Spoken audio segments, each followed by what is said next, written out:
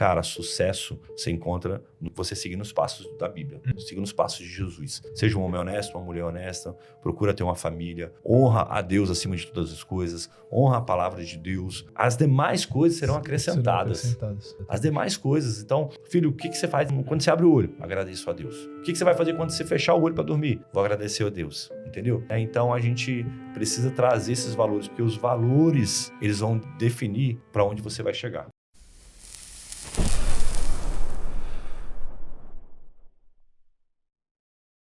Fala galera, sejam bem-vindos para mais um Power Talks e hoje a gente vai trazer um tema extremamente relevante. Eu já falei para vocês que saúde não é o quanto você treina, o quanto você dorme ou só o que você come.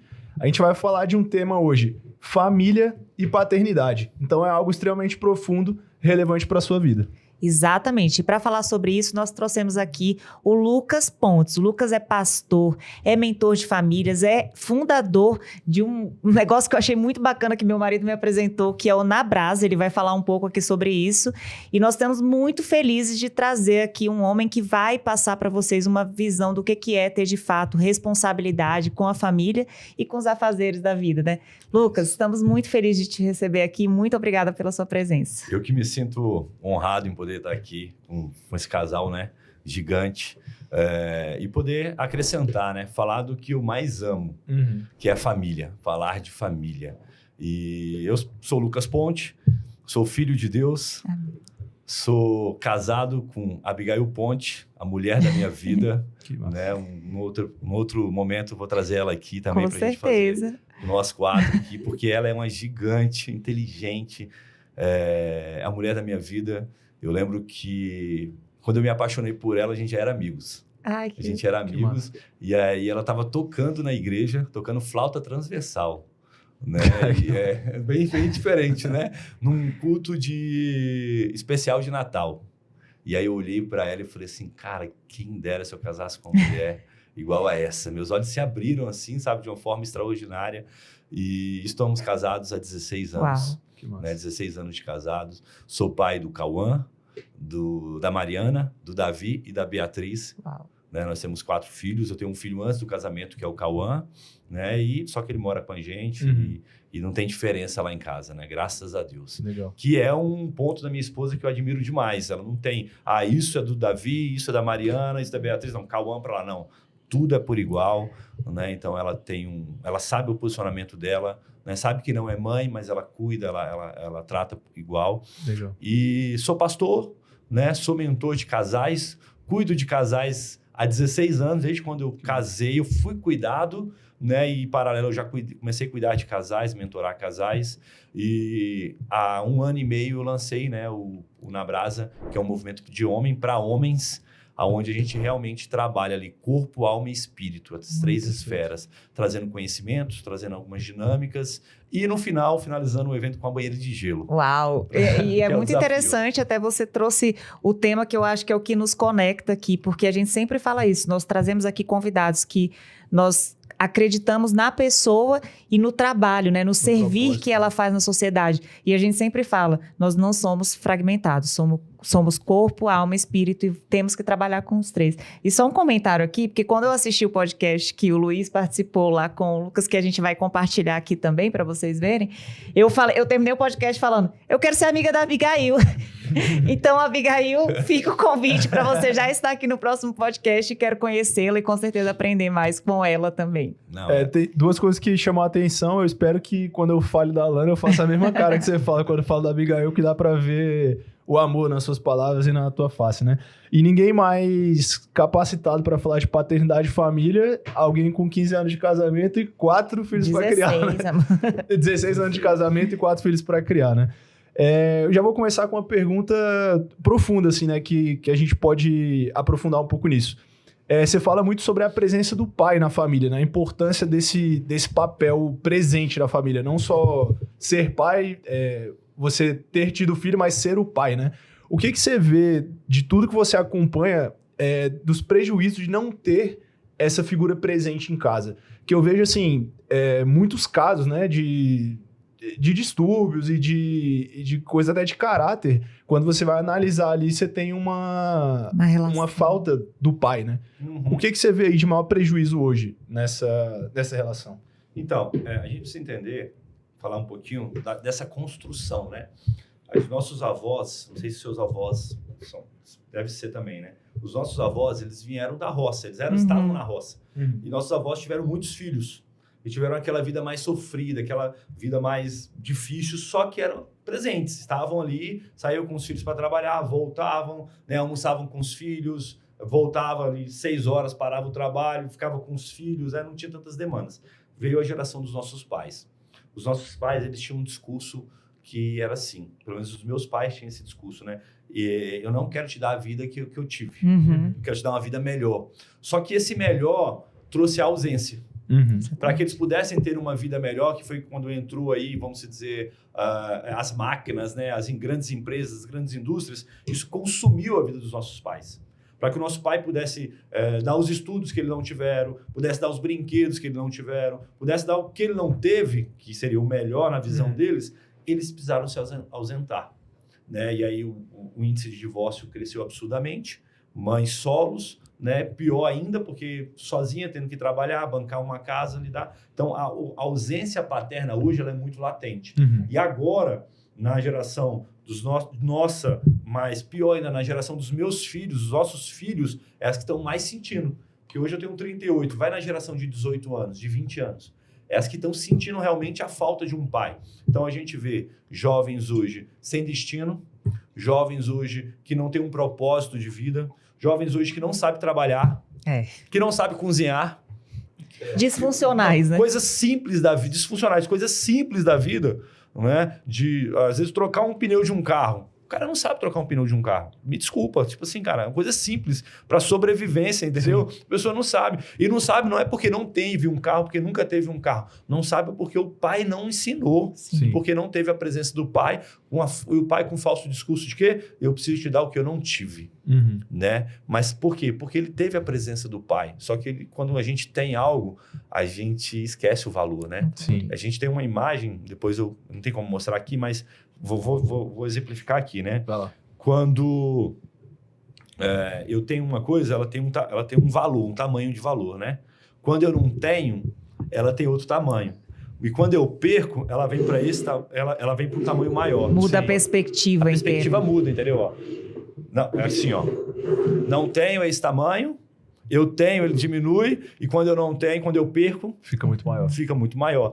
Então, o que tem acontecido hoje? Cara, a falta do pai tem trazido uma sociedade disfuncional. Verdade. Homens, né? O homem que não sabe o seu verdadeiro chamado. Mulheres que se vendem ou se entregam, né? Não se vender é uma palavra muito pesada, mas se entregam por qualquer oferta. Por quê? Porque não teve a presença de um pai, não teve um carinho de um pai, não sabe o que é um carinho de um homem, não sabe o que é o respeito de um homem. Por exemplo, minhas filhas, eu não entro no quarto delas de uma vez. Eu bato na porta antes, porque elas podem estar sem roupa, né? Filha, posso entrar? Filhas, posso entrar? Pode. Aí eu entro. Né? Lá em casa a gente não tem chave. O único quarto que tem chave é o meu.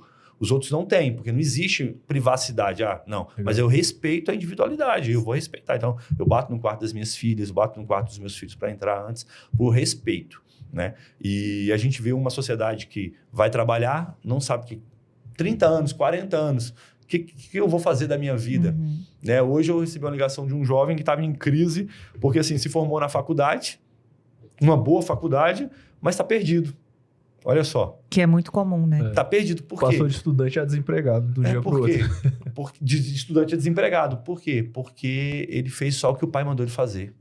Quando meu filho foi estudar, meu filho de 21 anos, ele está se formando agora na faculdade, ele falou, pai, e aí? Eu vou tirar um ano de descanso e tal. Eu falei, não, descanso não. Você vai estar na faculdade. Só que vamos fazer assim, procura algumas pessoas que você admira pelo comportamento, pelo salário, pelo que ela faz.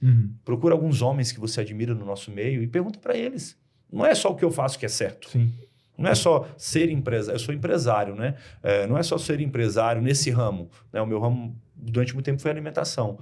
Aí ele foi pesquisando e ele decidiu fazer TI. conversou com um cara de TI, o cara era muito bom, mas acaba que ele nem tá mexendo com TI, tá mexendo com publicidade, né? Legal. Mas é um homem que eu sei que eu tenho um filho homem, que se eu morrer, né, se acontecer alguma coisa com a minha vida, né, ou um acidente, alguma coisa, existe um homem dentro de casa. Tá preparado para continuar aquilo, né? E eu acho que isso que você falou é muito determinante, né? Porque nós temos a mesma idade, inclusive, e eu vejo esse impacto social de forma diferente, tanto para as mulheres quanto para os homens, né? Eu acho que nós crescemos exatamente no mesmo contexto social e às vezes eu trabalho com pessoas mais novas, eu tenho até dificuldade de entender de onde vem essa dificuldade de realizar, né?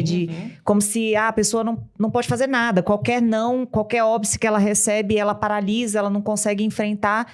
E eu vejo muito isso, assim. Eu cresci muito com essa demanda por parte dos meus pais de que você tem que trabalhar, você tem que ter sua própria remuneração, você tem que ser bem-sucedido, você tem que fazer várias faculdades e não sei o quê. Só que, ao mesmo tempo, fui disseminando, né? Assim, um pouco...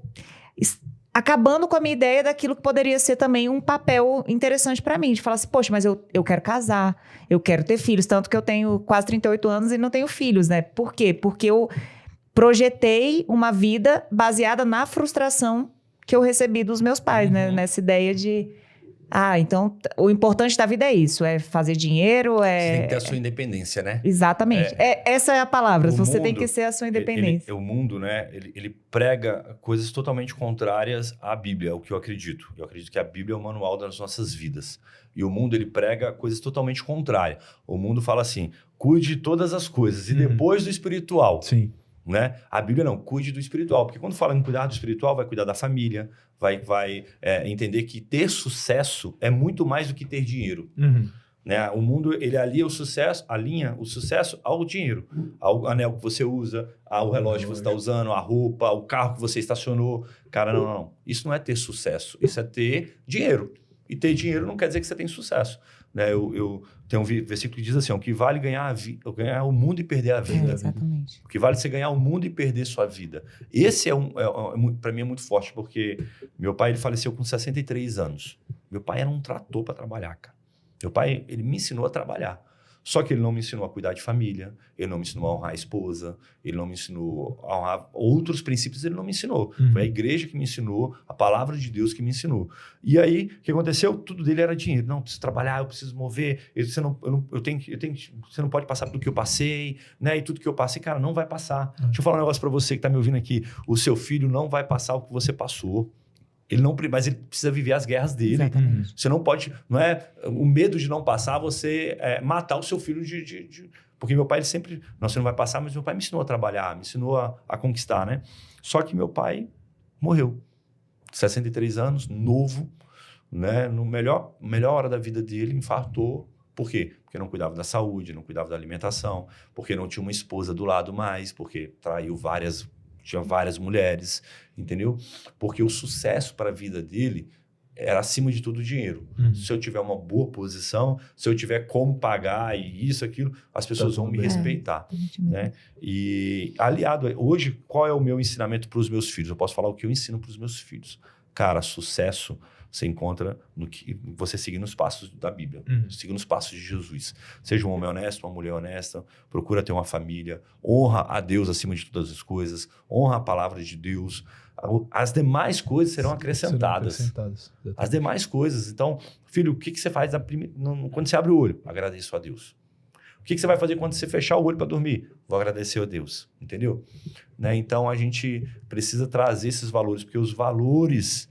eles vão definir para onde você vai chegar. Legal. E você falou um negócio que é muito comum, né? Que você deu o exemplo do seu pai. A gente pega a nossa frustração, né? E aí dedica a vida inteira para que ele não passe por essa frustração e acabe esquecendo de todo o resto, né? E muitas vezes repete, né? Total. E quase sempre acaba repetindo, né? Porque você que me falou uma frase esses dias... alguma coisa no sentido de tudo onde você se preocupa é onde... o seu maior medo acaba se tornando uma realidade, porque a gente acaba atenção, pensando nisso e dando tanta atenção de forma negativa que a gente atrai isso para nossa vida, né? E isso não tem nada de místico, é fático mesmo, assim. A nossa mente, ela cria a nossa realidade. Então, muitas vezes isso acontece. Você vê que pessoas que têm essa frustração com os pais e acabam repetindo a mesma coisa nos filhos, né? Sim. Bom, você tocou em 3 pontos aqui, que eu acho que a gente pode dar uma passada por eles, né? Tem algo que você tocou sobre a privacidade dos filhos, né? Hoje se fala muito sobre a criança precisa ter privacidade, o filho tem que ter privacidade, não tem. Como é que você enxerga essa questão da privacidade? Tem que ter ou não tem que ter? A privacidade... Ou até que ponto, né? Eu acho que é bom ele ter a individualidade dele, né? Você respeitar a individualidade. Agora, a privacidade, os meus filhos eles vão ter quando eles tiverem a casa deles. Uhum. Enquanto eles não tiverem a casa deles, meu filho de 21 anos, tudo se eu quiser acessar, me dá seu celular aqui, eu quero ver agora. Ele vai me entregar o celular e pronto, entendeu? Legal. Porque nós geramos isso. Enquanto ele estiver debaixo do meu teto, eu sou o homem da casa, eu comando a minha casa, entendeu? A última voz é a minha, né? Então, nós geramos assim. Eu acho que tem que ter um respeito para que a criança possa... o limite que você ensina ela vai colocar nas outras pessoas. Uhum. Então, né, por exemplo, lá em casa a gente não anda pelado. Uhum. Não tem isso, tem casa que anda, né? E a minha mãe, ela meio que... Ela gostava, entendeu? Minha mãe era muito massa, entendeu? Para não dizer doida, né? Mas, assim, eu tenho filha mulher, então eu não ando nem de cueca em casa, entendeu? Sim. Quando eu morava só eu e a Abigail, eu era tranquilo, andava de cueca, andava, né? Tranquilo, ela andava do jeito que quiser. Agora nós temos filhos, né? Então, eu ensino eles, calma aí, eu estou num ambiente aqui... Então, boto uma bermuda, uma camiseta, sempre, né? A minha esposa também, porque eu quero ensinar isso para os meus filhos. Porque se eles nascem e me veem andando ali de cueca, andando assim, quando eles verem outro homem, outra mulher, eles vão achar que é normal, entendeu? Então, você precisa trazer algumas ordens de conduta e ir ensinando isso. Mas a privacidade, eu acredito que a privacidade no seu filho, ele vem quando ele tem autonomia. O que é autonomia, cara? É você pagar suas contas, é você ter a sua casa, Essa é a autonomia final para ter uma privacidade. Mas hoje eu ensino autonomia para os meus filhos desde quando eles nascem. Vou dar um exemplo de autonomia para vocês. Lá em casa, de algumas regras que eu tenho. Lá em casa a gente tem piscina. Então a gente morava numa casa que não tinha piscina, e quando eu mudei para essa casa que tinha piscina, a gente tinha uma filha pequena, um filho maior, o Cauã já tinha 8 anos, não mais, era mais, tinha uns 15 anos, o Cauã tinha 13 a 15 anos, a gente tinha uma filha pequena, de 4, 5 anos, a gente tinha um outro filho de 2, 3 anos, né? E a Bia não tinha nascido ainda. E aí, quando eu comprei a casa tinha uma grade assim para fechar a piscina, tinha tela na piscina, e para todo mundo isso é normal. E eu falei assim, cara, eu não vou fazer isso. Sabe por quê? Porque se amanhã eu esquecer a grade aberta, se amanhã eu não colocar a tela na piscina, se amanhã o profissional, né, vacilar e errar, o que vai ser dos meus filhos? O que eu fiz? Contra-intuitivo, né, do mundo, né, eu ranquei a grade e a negócio. Aí minha esposa falou, não, então agora vamos comprar a boia. E ela comprou a boia. Eu falei assim, amor, some com essa boia daqui. Ela, mas e aí? Eu falei, eu sou o pai, eu vou ensinar eles a nadar. Eles vão entrar comigo. Se eu tiver que ficar 10 horas na piscina com eles, eles vão ficar. Porque eu vou ensinar eles a nadar. Legal. Porque o básico hoje as pessoas não aprendem. O que é um básico hoje? Andar de bicicleta? Aprender a nadar? Cozinhar. Falar não. Cozinhar, entendeu? Né? Então, meus filhos aprenderam isso comigo, que sou o pai, porque eu que trago segurança para eles. Então, hoje, um dos nossos grandes problemas, Alana e Luiz, é que os homens, eles não estão assumindo a sua responsabilidade, nem fora e nem dentro de casa. Eles acham que a provisão financeira ou uma outra provisão lá resolve. E não, cara, eu sou responsável. Então, à medida que eu tirei a grade, que eu tirei a tela, isso me forçou a ensinar eles. Se eu quero ter mais paz, não é colocando subterfúgios, é ensinando eles a nadar. Né? A gente estava num resort há uns anos atrás, eu faço uma viagem anual, eu e minha esposa só, e a gente estava nessa viagem, né? A gente pode falar sobre isso também depois, sabe? Estava nessa viagem só nós dois, e a gente estava lá, e aí eu sentei lá, cara, estava lá, e aí tinha um pessoal curtindo ali com as crianças e curtindo, tal, os adultos, as crianças perto, e uma menina com a boiazinha. E essa menina, ela começou a distanciar, e eu só olhando. E essa menina distanciando, e eu só olhando. E os pais, o que eles fizeram? Os pais, eles estavam lá curtindo. Tava na segurança da boia. O que aconteceu? Cara, aqueles resorts que tem a piscina gigantesca. Quando a menina chegou no meio da piscina, a menina fez assim, ó. Nossa. Virou. Aí eu olhei, os pais tudo de costas, brincando, lá, curtindo lá, né? O que eu fiz? Eu saí correndo. E eu gosto de viajar em baixa temporada, então o resort estava vazio. Pulei, mergulhei, cheguei, peguei a criança. Quando eu tô voltando com a criança na mão, que os pais chegaram. Aí o pai já chegou, já me tomou a criança de mim, naquela de susto, aquela coisa e tal, né, achando, nem sei o que eles estavam achando. Nem né? tinha entendido o que estava acontecendo. Nem tinha entendido o que estava acontecendo. Aí eu fui, sentei no meu lugar, fiquei meio nervoso, sabe? Falei, o cara não tem nem educação, né? Já chega assim e tal, né? Salvando a filha dele, né? E sentei e falei, Deus, tá tranquilo, fiz o meu papel. Sim. Papel de homem, né? Aí depois os pais foram me agradecer, porque falaram pra ele, ó, aquele cara lá tava salvando a filha de vocês. Ele tava, a filha de vocês tava afogando, de cabeça para baixo, porque ela botou uma boinha que bota as perninhas, né? e fica amarrada. Então, quando ela virou, ela não tinha força para voltar. Né? Então, assim, poderia ter sido uma fatalidade muito grande. E essa é uma analogia perfeita do que acontece com o mundo, né? As pessoas, elas criam uma redoma, bolhas, muitas vezes, para super proteger de algo acontecer, e não criam a realidade que a pessoa vai ter que enfrentar aquele problema em determinado momento da vida. Porque eu vejo muito isso, né? É óbvio que a gente ainda não tem filhos, então até dessa questão do lugar de falar, mas muitas vezes a gente observa e fala assim, poxa, mas em que momento que essa criança que vai se tornar um adulto, ela vai perceber que ela vai ter que enfrentar dificuldades, essa é a vida, né? A gente não tem filhos, mas a gente já foi, somos filhos ainda, né? Sim. E eu vejo, por exemplo, a minha família, minha mãe é super protetora. Então, ela é essa que botaria a cerca na piscina e tal, só que eu sempre fui uma criança rebelde. Então, eu sempre me expus a muitos riscos e muitas situações que ela jamais deixaria eu me expor.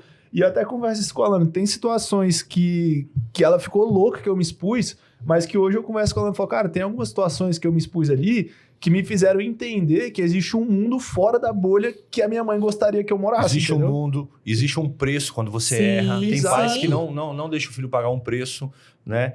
Então, assim, existe toda uma situação. Por exemplo, meu filho tá sofrendo bullying na escola. Eu vou lá e vou quebrar o pau com todo mundo, ou então vou tirar meu filho da escola. Não. Eu vou ensinar o meu filho a se defender. Para mim, assim, entendeu? Eu não vou lá... claro, eu vou tomar algumas atitudes, mas a primeira atitude é o quê? É ensinar o meu filho a se defender. Então, meus filhos, eles fazem jiu-jitsu. Até a Biazinha de 5 anos. Esses dias eu gravei, cara, coisa mais linda. Acho que você posta às vezes um story dela. Ela sentou no menininho lá e tal, e segurou. Ela não deu lá o armlock, né? Pega o braço assim, ó. Cara, eu falei, caraca. Você gravou? Eu falei, gravei. Mas assim, por quê? Porque eles têm que aprender a se defender. Entendeu? O meu filho não sabe nadar, eu vou pôr uma boia nele. Não. Eu vou ensinar ele a nadar. O meu filho não está conversando legal, sei lá, tem vergonha. Eu vou expor ele em situações onde ele vai ter que vencer isso. Sim. E não esconder ele, falar, não, fica aqui. Ele é tímido, deixa ele tímido. Não, vou lá e vou quebrar o pau com as professoras porque deixou ele fazer isso com ele ou aquilo. Não. Né? O meu filho...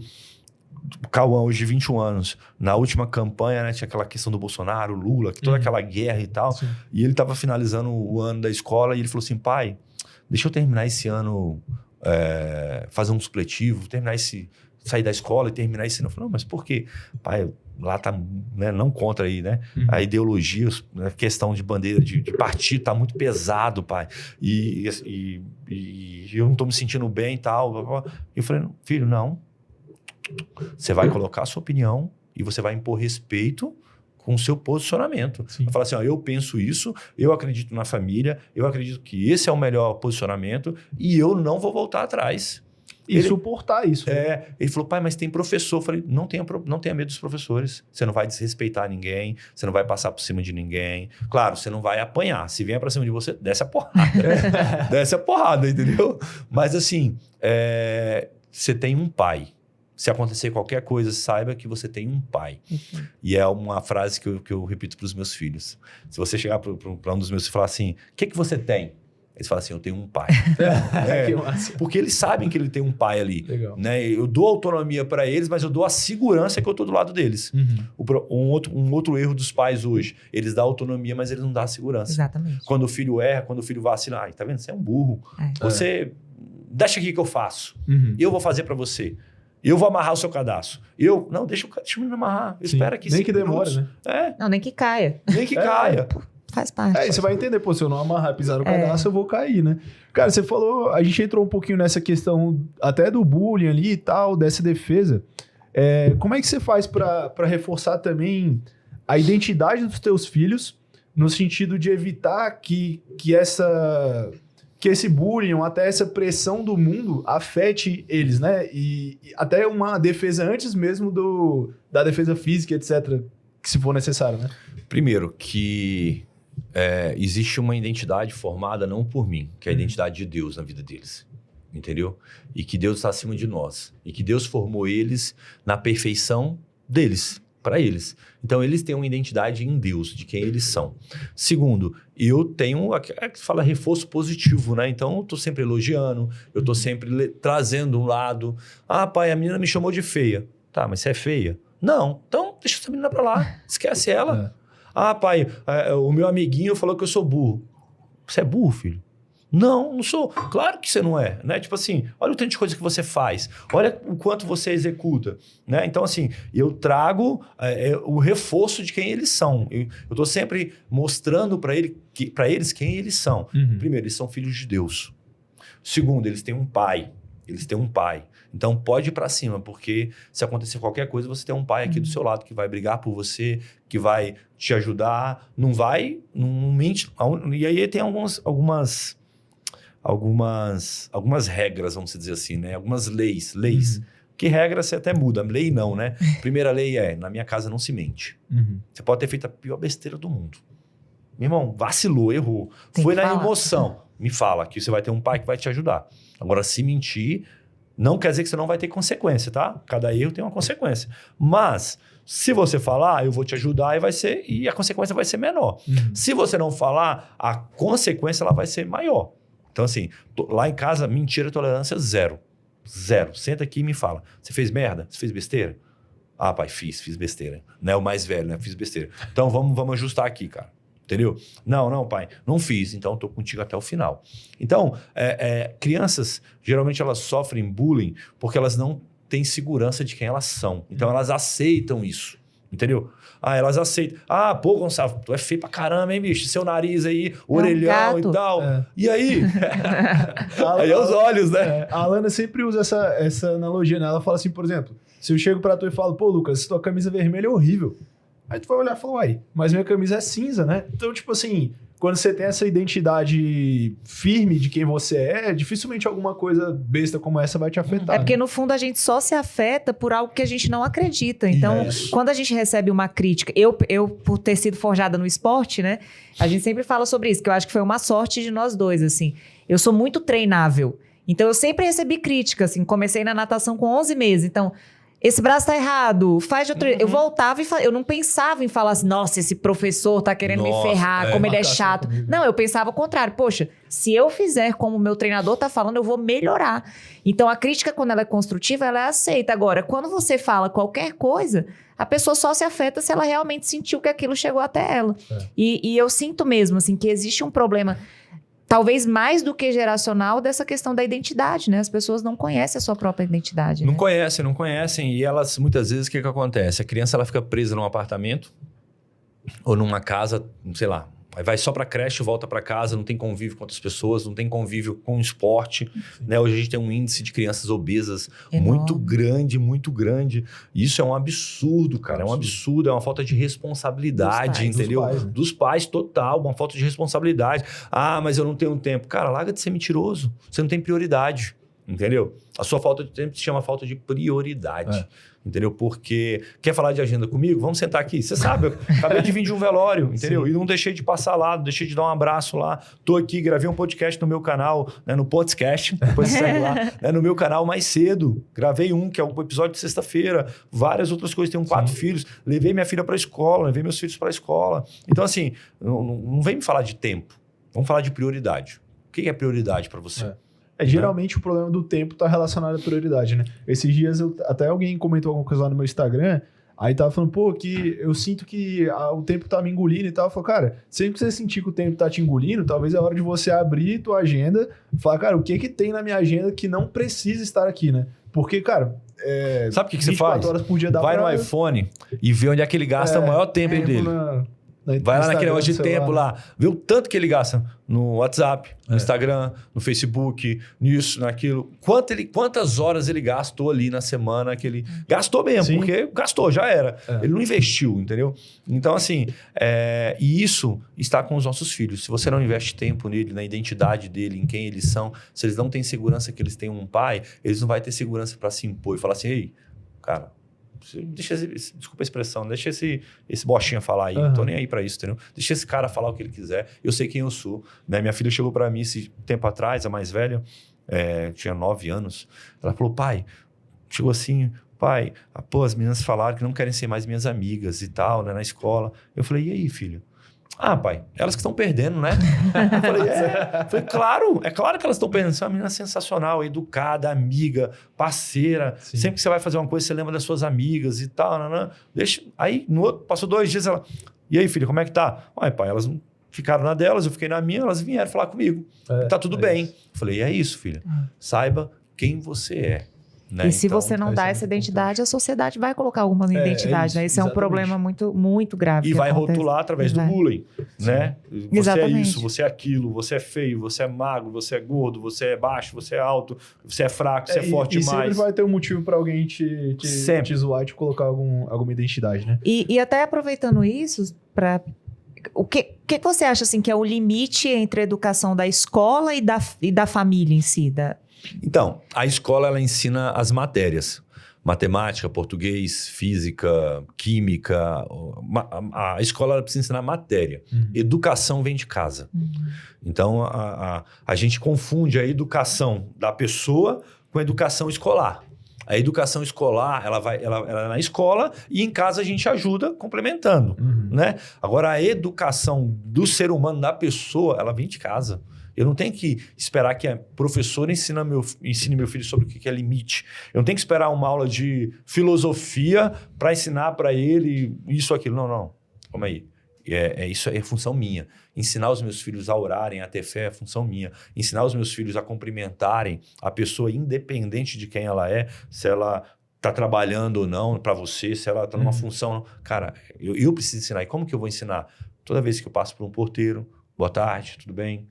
Né, e baixo os vidros dos meus carros, do vidro de trás ou da frente. Dá boa noite, filha. Deu boa noite pro tio? Ô, tio, boa noite. Entendeu? Ensino meus filhos a chegarem num ambiente, cumprimentar as pessoas. Então, assim, são coisas que... essa educação é o pai que dá, não é a escola. Porque a escola não vai ensinar isso, os amigos não vão ensinar isso. Pelo contrário, eles vão ensinar outras coisas, né? Sim. Só que hoje isso tem se confundido, né? Os pais têm, por achar que tem dinheiro, eles estão terceirizando ou cobrando isso da escola. Isso. E algo que a escola nunca vai... Nem é o papel da escola, né? Mas nunca vai conseguir entregar. E é o que você falou, assim... dentro da escola, mal ou bem, você está dentro de uma bolha, né? Você tem um convívio social ali, mas está dentro de uma bolha. Mas o exemplo que você dá para os teus filhos no dia a dia, como você falou, passando pelo porteiro, ou sei lá, como é que você trata quem chega na tua casa, como é que você trata as pessoas que você chega nos ambientes, é o que vai realmente educar, né? Porque não adianta você falar 1000 palavras e fazer tudo o contrário, né? Sabe qual é a palavra que nós precisamos ser e ter? Nós precisamos ser pais intencionais. Intencionais. Essa, para mim, é a palavra, uma das mais importantes que precisa estar no nosso coração, na nossa mente, entendeu? Porque quando você é intencional, por exemplo, quando vocês estavam namorando, quando vocês estavam se conhecendo ali, vocês eram intencionais em escolher a roupa, em escolher, vou pegar a Alana pra ir no cinema. A Alana pensava assim, cara, eu vou usar uma roupa tal, vou usar um casaco tal, vou usar... Você falava assim, pô, vou usar essa roupa aqui que vai mostrar mais o músculo aqui, né? E ela gosta de treinar, ela vai gostar. Não é verdade? Ué. Pô, eu tenho um carro aqui, mas se eu tenho acesso a um carro melhor, eu vou pegar um carrinho melhor e tal. Você é intencional naquilo. Só que quando chega nos filhos... Quando chega no que você está formando de mais precioso, cara, assim, né? A sua próxima geração, você deixa levar. E hoje eu penso assim, cara, o que eu quero ensinar para o meu filho? Entendeu? Eu vou num velório. Qual deles eu vou levar para ir no velório? Esse velório eu levo ele? Não, esse não é tão... Não precisa, mas esse que eu vou levar ele para ele aprender sobre a importância. Eu já levei o meu filho mais velho num velório de um cara que era badaleiro, amigo de todo mundo. Amigão de todo mundo. E não tinha ninguém. Aí levei ele no velório de um pastor. Lotado. E eu falei, e aí, filho? Esse cara aqui era amigo de todo mundo. Cadê os amigos dele? Para abraçar a mãe dele, para abraçar, né? E esse cara aqui morreu com 19 anos, 20 anos. Esse aqui tá com 75 anos. Olha aqui, ó, a geração dele que tá falando dele. Entendeu? Então, assim, eu tô sendo intencional, entendeu? Sim. Então, assim, você precisa ser intencional. Vou levar o carro na oficina. Vamos ali com o papai. Pega o Davi de 5 anos. O Cauã já tá craque. Já dá pra deixar com ele. Não, você dá um carro desmontado, se brincar, ele monta, entendeu? Né? Mas assim, o Davi de 5 anos, vamos ali com o papai. Ah, você vai onde? Vou na oficina. Ah, pai, mas lá é chato. Falei, não, mas vamos lá rapidinho. Ele tá vendo lá como é que troca um óleo, ele tá vendo como é que faz isso. Vamos lavar um carro aqui junto, entendeu? Sim. Então assim, nós precisamos ser intencionais. Eu vou treinar, né? Você viu lá, né? Luiz, eu tenho uma academia em casa. Ele falou. Eu tenho uma academia em casa. Então, assim, eles treinam comigo. Quando eles não têm aula no dia, eles treinam comigo. E isso eu tô sendo o quê? Intencional com eles, no que eu quero ensinar para eles, nos valores que eu quero passar para eles, naquilo que eu não aceito. Eu vou dar mais um exemplo para vocês. Meu filho ele foi, semana passada, mordido por um cachorro, de um vizinho lá. E, enfim, e aí eu levei um filho meu para ver como é que eu ia lidar com o pai, com o dono do cachorro. Legal. Entendeu? Cheguei, bati na porta, falei, quem é o homem da casa aqui? Aí veio uma senhorinha, falei, ô senhora, tudo bem, tudo? Tem um homem nessa casa aqui? Algum homem? Ela falou, tem. Então chama ele para conversar com ele, por favor. Sem desmerecer as mulheres, mas homem para homem, vamos conversar aqui, né? E aí eu falei, cara... Aí falei lá, né? Falei, cara, é o seguinte, eu vim aqui falar uma coisa pra você, some com esse cachorro. Porque esse cachorro já avançou na minha filha uma vez e agora ele mordeu o meu filho. Na próxima não vai ser legal. Porque ele tem um pai. Entendeu? Você é pastor? Sou pastor, mas eu sou homem e eu sou pai também. Não vai dar legal, cara. Não vai dar legal pro cachorro. Porque minha palavra não volta atrás. Então, eu vou te dar uma sugestão. Some com esse cachorro. Eu amo cachorro. Eu tenho 2 cachorros. Eu já tive 4 cachorros. Entendeu? Mas é um risco. Mas eu ensino os meus cachorros. Sim. Você viu lá. Cachorro de 60 quilos. Entendeu? Mansa, cuidadosa. Cara, quase que sentou no podcast. Quase que sentou na mesa lá. Entendeu? E aí, beleza. Levei meu filho no hospital. Meu filho foi pro hospital, tomou a vacina e tal. Aí eu falei, filho, agora a gente vai passar na casa dos pais que te ajudaram para agradecer eles. Porque o dono da casa não saiu para ajudar. Olha aqui. Olha a geração que a gente está formando. Sim. O cara dono de um cachorro, o cachorro mordeu uma criança, o cara não teve coragem de sair. O cara não teve coragem de sair para ajudar, entendeu? O cara ficou quieto, teve que vir 2 homens de fora para correr, ajudar meu filho. Graças a Deus eles foram, ajudaram meu filho. Quando eu bato no portão, não foi lá em casa para pedir desculpa. Qualquer coisa, entendeu? Quando eu bato na casa dele, quem sai para falar comigo? Uma mulher. Uma mulher. Ele sabia que era eu. Entendeu? Eu falei, quem é o homem da casa? Entendeu? Isso é uma geração de qualquer coisa, menos de homem, entendeu? Sim. Então, assim, e eu tenho medo. Não, se ele assistir aí, meu irmão, tamo junto. Né? Minha palavra não volta atrás. Mas, assim, cara, que geração é essa? E sabe o que eu falei pro meu filho? Agora vamos lá, nós vamos agradecer aqueles pais que saíram de casa, saíram do conforto, foram até você, te levaram na casa do papai. Então eu fui lá, oi, fulano, tudo bem? Tudo. Cara, eu vim aqui te agradecer. Não precisava não. Eu falei, precisa. Tô aqui com meu filho, a gente acabou de chegar do hospital. Poderia vir amanhã, mas eu queria vir hoje ainda. Era noite já. Te agradecer porque você saiu de casa, porque você foi lá e ajudou meu filho. Isso não tem preço. Legal. Se você precisar de alguma coisa, eu tô aqui. Tô sendo intencional em ensinar pro meu filho o quê? Seja grato às pessoas que te ajudam, cara. Sim. E com exemplo, né? E isso é muito poderoso, porque cada vez mais eu vejo as pessoas se preocupando muito com a formação acadêmica da criança, do adolescente, e isso aí totalmente, assim... Negligenciado, né? Você não...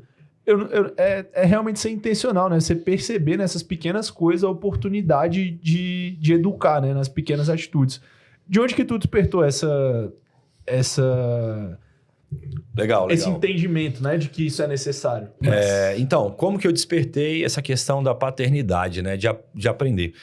Primeiro, eu nasci de um cearense com uma mineira que se conheceram na rodoviária do Plano Piloto aqui de Brasília. Caraca. Nossa. Minha mãe trabalhava na lanchonete e meu pai foi lanchar na lanchonete, conheceu minha mãe. Pra quem não sabe aqui, né? Você que é de outro estado, a rodoviária do Plano Piloto é a maior rodoviária, né, entre as cidades aqui, que a gente chama de satélites, né? A maior rodoviária que passa ali, em média, 1,5 milhão de pessoas por dia. E meu pai estava passando, tomou um café que minha mãe serviu, se apaixonou por ela, né? E eles casaram. Passou algum tempo, eles casaram e eles foram crescendo, se tornaram donos de loja da rodoviária, né? Se tornaram comerciantes e foi indo. E eu nasci. Eu nasci e meu pai sempre teve esse problema com mulher, entendeu? Nunca conseguiu ser fiel, né? Não tinha os valores, achava que os valores eram outro. E eu nasci nesse lar meio disfuncional, que tinha dinheiro, que tinha uns valores. Por exemplo, você tem que ser muito honesto com o dinheiro, mas você não precisa ser honesto no seu casamento. Porque você está sendo desonesto, entendeu? Sim. Você precisa ser honesto na sua palavra. Você falou, você tem que cumprir. Mas só nos negócios. Mas e na família? Não. Filho, eu vou sair com você. E eu ficava lá esperando, às vezes não saía. Muitas vezes não saía. Só se fosse para trabalhar. Então eu trabalhei desde quando eu me entendo por gente que eu trabalho. E aí a gente veio crescendo nisso. Com 13 anos de idade, o meu pai e minha mãe estavam passando por um processo de separação muito forte, muito pesado. Meu pai com outras famílias, minha mãe tinha descobrido. Enfim, processo de separação de muitas brigas. Minha mãe começou a se envolver com álcool. E aí minha mãe bebia e justificava o alcoolismo na traição do meu pai. Meu pai justificava a traição no alcoolismo da minha mãe. E aí ficava um jogando contra o outro. E eu cheguei, Alana, com 13 anos de idade, falei assim, ó, eu não aguento mais viver nessa casa e eu vou sair daqui. E eles falaram assim, ó, tchau e bênção, vai tocar a sua vida. Então, meu Deus. E eu saí de casa com 13 anos. Dos 13 aos 17, eu vivi uma fase onde, hoje eu entendo que fase era essa, era a fase da rejeição.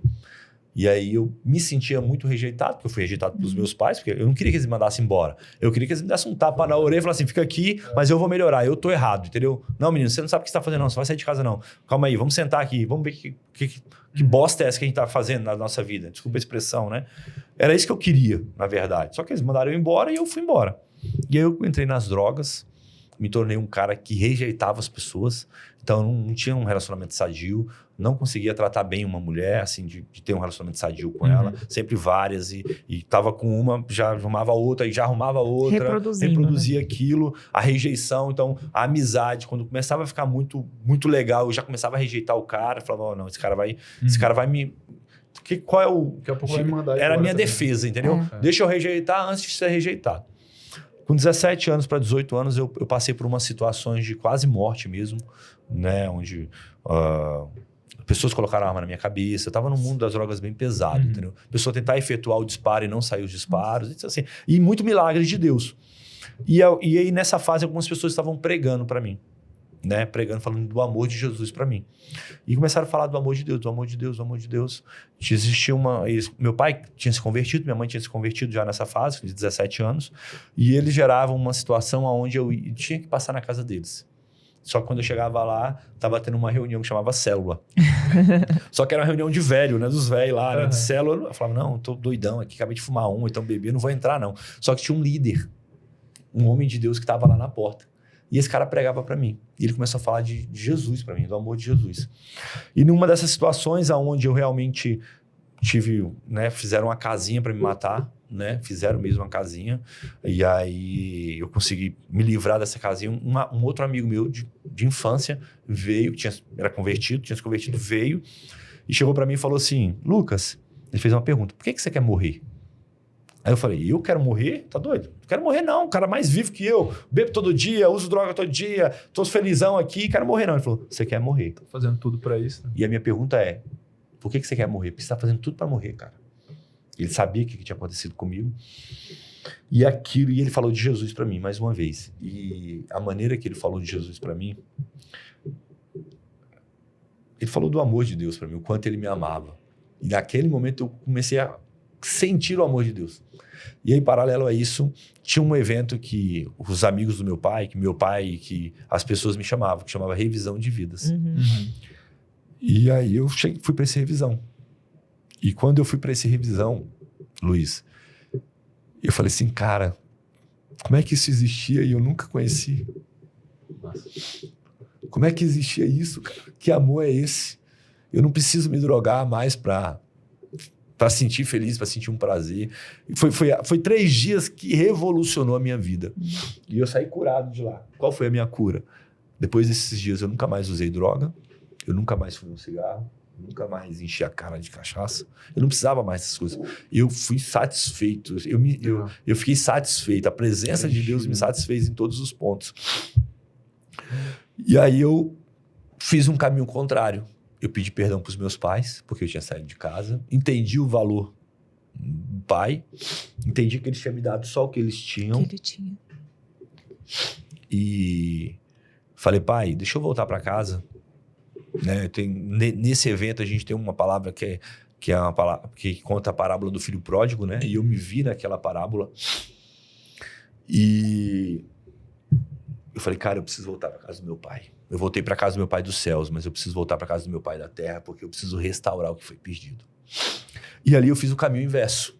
Eu decidi ser o filho que honrava o pai, independente do que tinha vivido ou do que tinha acontecido. Perfeito. Né? E aí eu comecei a viver isso.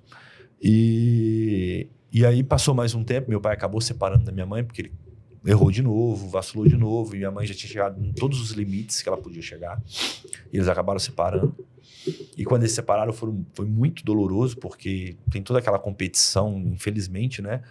Quem tem razão, Sim, qual lado as você vai dores tomar, humanas, né?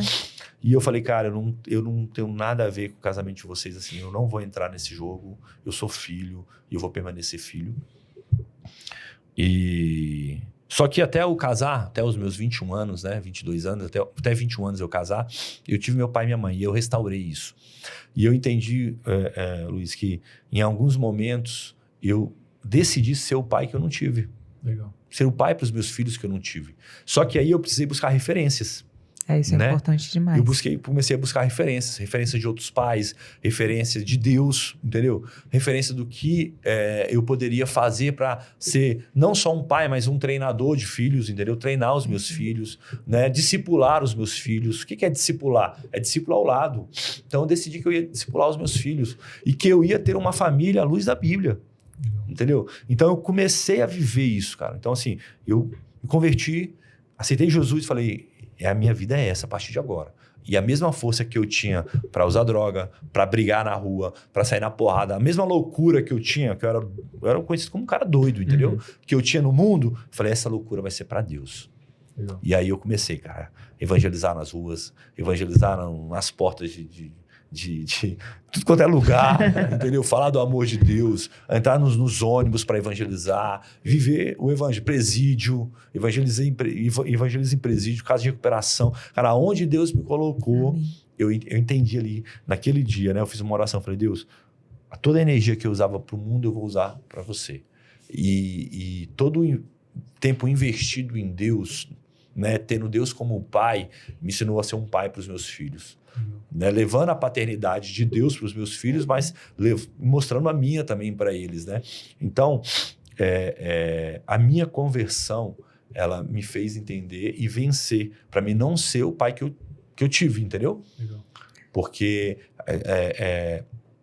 a gente sempre vai ser o pai que a gente teve. Ou que a gente não teve, a gente vai reproduzir, sim, entendeu? E eu falei assim, cara, eu com os meus filhos eu vou ser diferente. E aí, com 17 anos, quando eu me converti, o que eu descobri? Que eu ia ser pai. Do Cauã. Você foi pai normal, né? Porque eu fui pai com 18 anos. Então, assim, eu me converti, fui para Jesus, tava firme em Deus, firme. Aí uma namorada minha, uma menina que a gente namorava, ficava, enfim, a gente já tinha rompido, já tinha um tempo que eu não via ela chegou, falou assim, ó, queria conversar com você e tal. Já tinha 9 meses que a gente lá na rodoviária, rodoviária, ela chegou olha só, na rodoviária do Ponto Piloto, caraca, que eu trabalhava lá. Os pais conheciam. Você vê, né? Como é que é as coisas. E meu pai foi pai com quantos anos? 17 anos. Coloca na mesma situação, eu tava repetindo a mesma história do meu pai. História. E aí ela chegou e falou assim, eu queria te falar e tal, que né, a gente saiu a última vez e tal, você é mãe. Você vai ser pai. A gente vai ter um filho, nem lembro. A gente vai ter um filho. Aí você vai ser mãe, beleza. E você é o pai. A alma saiu do corpo assim, aí voltou. E eu lembro que eu falei pra ela, não, tudo bem. Ele vai ter um pai. Legal. Ele vai ter um pai. E aí a gente tentou ficar junto, tentou voltar, mas os nossos propósitos de vida eram muito diferentes, as nossas missões. E acabou que a gente rompeu. Mas eu sempre tive isso. Eu falei, a gente não tá junto, mas ele tem um pai. E o que precisar, não é o que precisar. O que precisar parece que é necessidade, né? Parece que você tá ali meio passivo, né? Não. Eu sou um pai ativo. Então, hoje o meu filho, desde os 13 anos que ele decidiu morar comigo, ele mora comigo, né? Meu filho é um homem, um grande homem de Deus, um líder, um cara apaixonado por Jesus, sabe?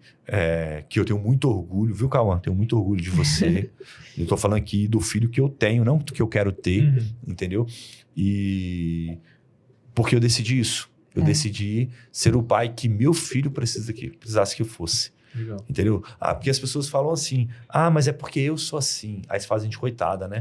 Porque o meu temperamento é assim. Não, mas porque minha mãe tinha uma coisa que ela era muito sincera, super sincera. E ela machucava muitas pessoas. E aí ela falava assim, não, mas é porque eu sou assim. Não, você não é assim. Você decidiu ser assim. Exatamente. Talvez a vida te levou a ser assim, mas você não precisa ser assim. Então, quando a gente é pai, quando a gente é marido, quando a gente é homem, a gente entende que eu sou o homem que a minha esposa precisa que eu seja. Verdade. Entendeu? O protetor, o cara que guarda, o cara que provê emocionalmente, o cara que provê financeiramente, o cara que tá ali, meu irmão, pagando um preço. Se eu tiver que vender balinha no sinal, eu vou vender balinha no sinal. Se eu tiver que... Meu irmão, não importa. A função é minha. Minha esposa vai agregar, vai ajudar, mas a missão é minha. Eu sou o homem da casa, entendeu? Então, assim, tem, por exemplo, essa situação do cachorro morder meu filho.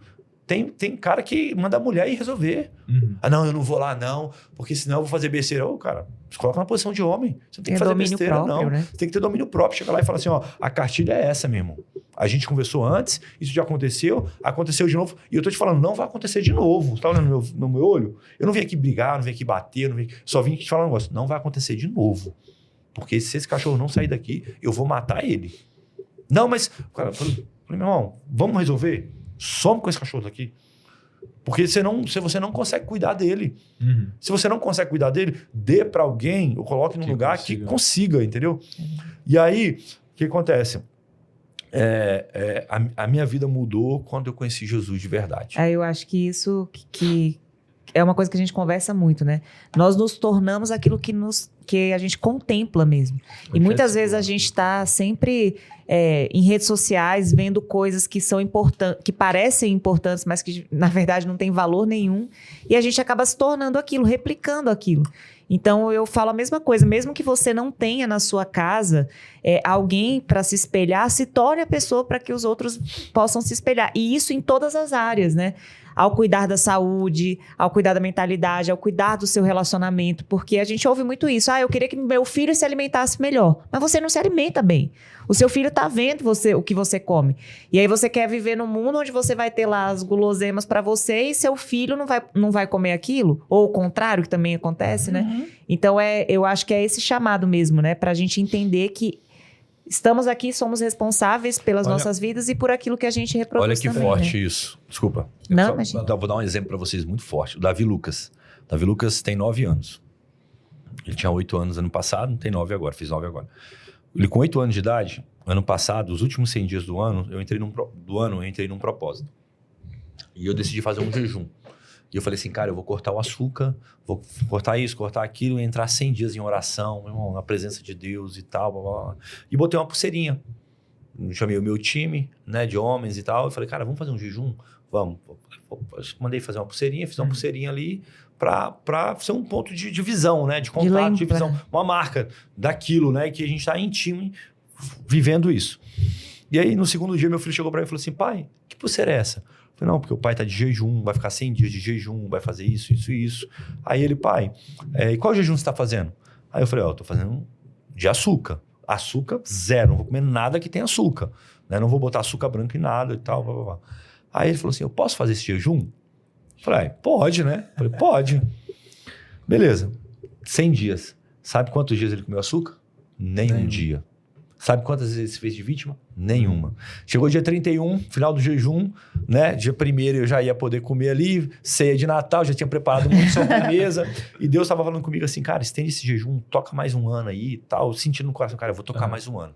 Eu vou comer o doce, né? Entregar o jejum, agradecer a Deus, comer o doce e começar o outro. Dia 5 eu começo, outro, Deus, entendi. Dia 5 eu começo. Me dá 5 Aí eu lá, chegando lá, meia-noite, quase meia-noite e tal, já pensando no doce, já, né? Aquela coisa, né? E meu filho chegou pra mim e falou assim, pai, vamos fazer mais um ano? Vamos fazer esse ano que vem? Aí eu falei assim, cara, não é possível, velho. Olha Deus falando, né? Falei, vamos, filho. E desde então, eu e meu filho, nós estamos sem açúcar. Já vai fazer um ano agora, sem zero açúcar. E ele chega na aula de jiu-jitsu, lá os tios premiam lá com a paçoquinha. Ele pega e dá pra irmã, ele pega e dá pro amigo. Legal. Não tem vítima. Chegou no aniversário dele. Ele sabe que foi uma escolha dele. É uma escolha dele. A mãe dele chegou pra mim e falou: amor, vamos liberar ele pra comer um doce hoje, né? Aniversário dele e tal. Comprei o bolo, né? E tal.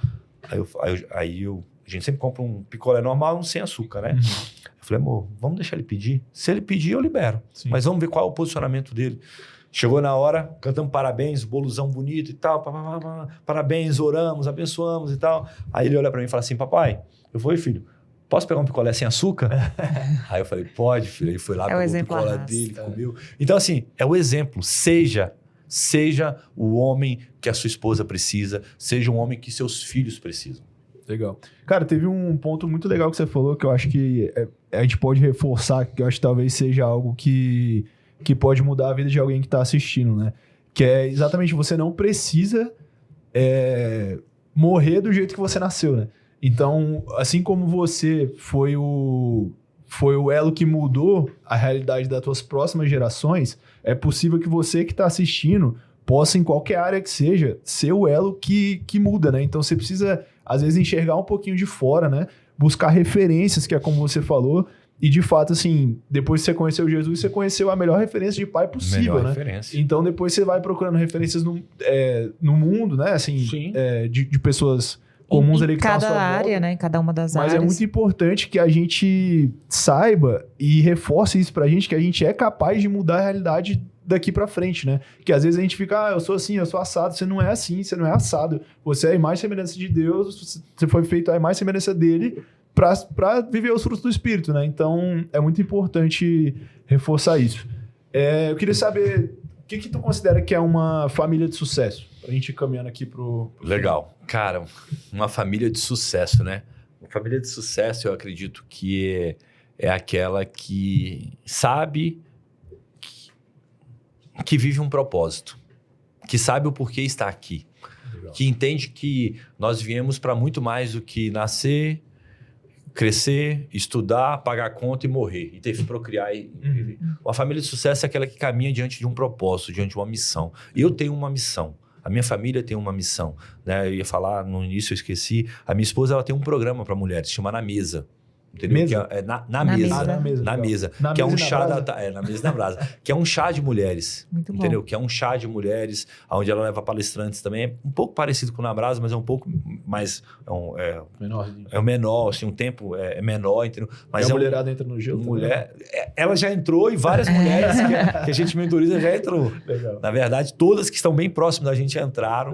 Né? Quando ela entrou, as mulheres ficaram doidas. Cara, pastora, como é que pode? E aí foram entrando e é sensacional. Mas assim, nós caminhamos, a nossa família caminha com um propósito.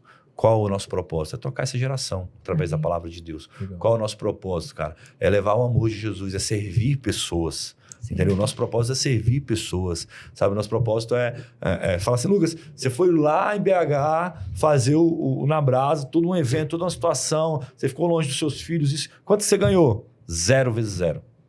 Sabe que eu ganhei a satisfação de ver homens transformados. Financeiramente, que pra mim, talvez você não tenha né? Porque é a moeda do mundo, entendeu? E se um dia, né, o meu podcast, o nosso trabalho, isso aqui, monetizar, vai ser bênção, vai ser muito bom. Mas nós estamos aqui para servir pessoas, entendeu? Levar conhecimento para pessoas, levar o amor de Deus para pessoas, mostrar para homens, para mulheres que é possível sim. Ter um casamento de sucesso, ter filhos de sucesso, ter uma família de sucesso, ser um empresário bem-sucedido, sem roubar, sem extorquir, sem enganar ninguém. Então, assim, é possível sim. Então, você falou sobre família de sucesso, né? Isso. Então, para mim, ter uma família de sucesso é uma família que anda com um propósito. Legal. Sabe? Saber o propósito. O que é um propósito claro? Saber para onde você está indo. A missão que você está cumprindo. Quem você está servindo.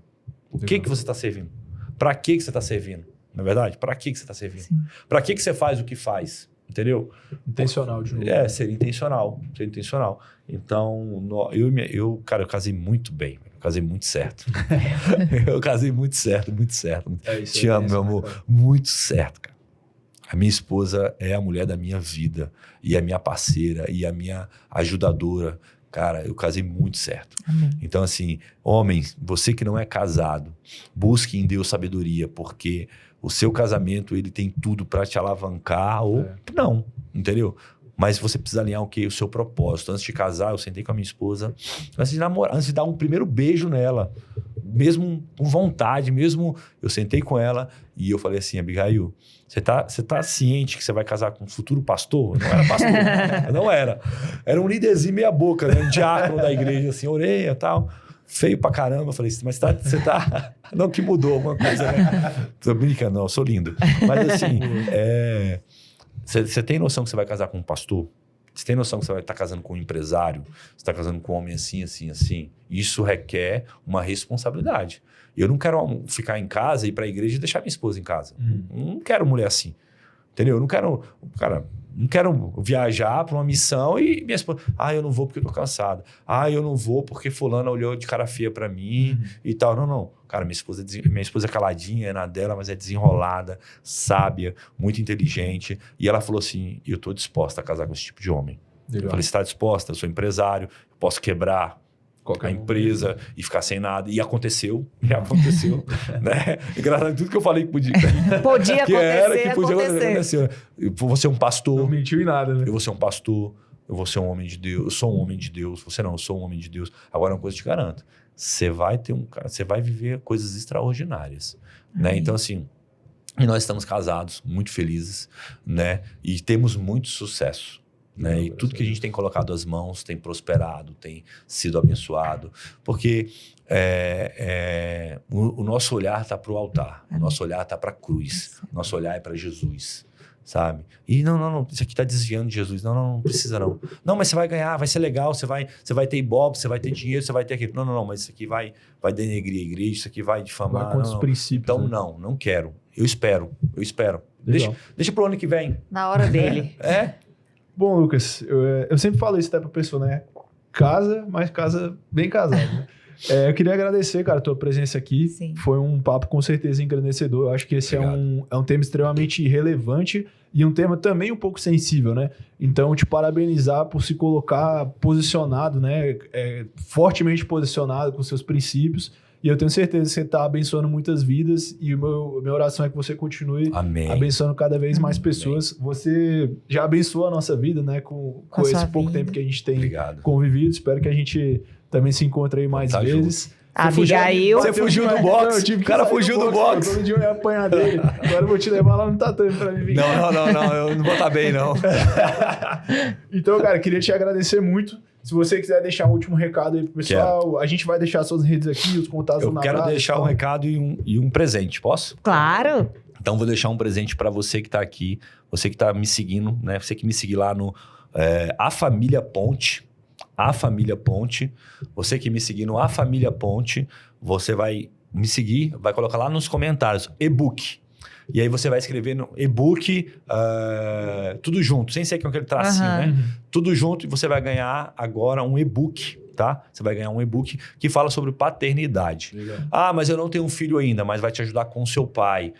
Mas eu sou mulher, vai te ajudar com seu pai, vai te ajudar com seu filho, vai trazer alguns entendimentos. E nesse e-book eu conto algumas histórias minhas com meu pai e alguns ensinamentos. Legal. O que eu aprendi com meu pai, que eu repliquei, o que eu não repliquei, o que eu faço hoje. É um e-bookzinho de 30 páginas. E também, eu acredito que daqui a um mês eu estou lançando meu livro físico. A gente nem falou que é escritor também. É verdade, importantíssimo. É engraçado o que Deus faz, né? Eu sei que a gente está encerrando, mas é engraçado o que Deus faz. Ele pega ali um jovem, adolescente, perturbado, com a mente toda perturbada, deturpado, né? Totalmente, perdido na vida, e ele transforma naquele jovem que se sentia abandonado em um homem que é pai.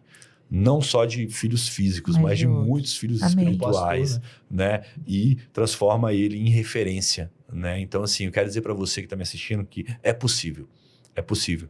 Se você usa droga, se você hoje está numa vida perdida, cara, procura Jesus. É possível. Se você sente hoje que você não é referência para ninguém, é possível você ser. Entendeu? É possível. Mesmo que um dia eu escutei um comentário assim, das pessoas que eu mais amava, eu acho que o Lucas não vai dar em nada. Pesado, né? Eu acho que o Lucas não vai dar em nada. E Jesus veio e pegou aquele cara que não ia dar em nada, que era desacreditado pelos pais, pelos tios, pelos amigos, e transformou em um homem de uma só família, de um só Deus, de uma aliança, entendeu? Então, assim, Deus faz.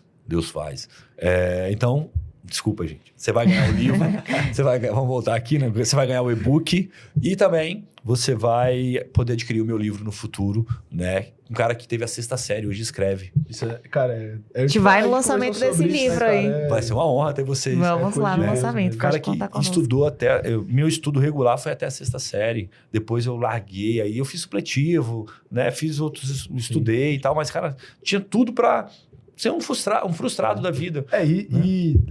Não é de hoje, né? Deus está sempre levantando, de fato, os improváveis. Os improváveis. Né? Ele gosta desses.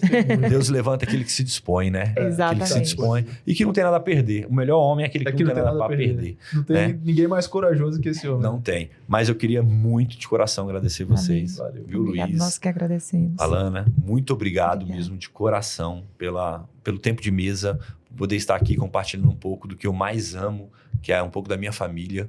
Né? Eu não estou falando de outras famílias, eu não estou falando de outra, estou falando da minha família, né? Daquilo que eu tenho autoridade. E eu não estou falando daquilo que eu quero viver, eu estou falando daquilo que eu vivo hoje. Né? Então, eu tenho 3 princípios básicos na minha vida. Um só Deus, uma só família e um só ministério.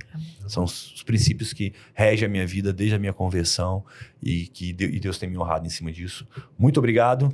Deus abençoe vocês que estão me assistindo aí. Segue a gente lá nas redes sociais e vamos avançar juntos. Vamos juntos. Muito obrigado. Próximo na Brasa eu vou estar lá. Vamos estar juntos. Você é meu convidado. Você já ganhou o kit, né? Já tô com o meu caderno lá.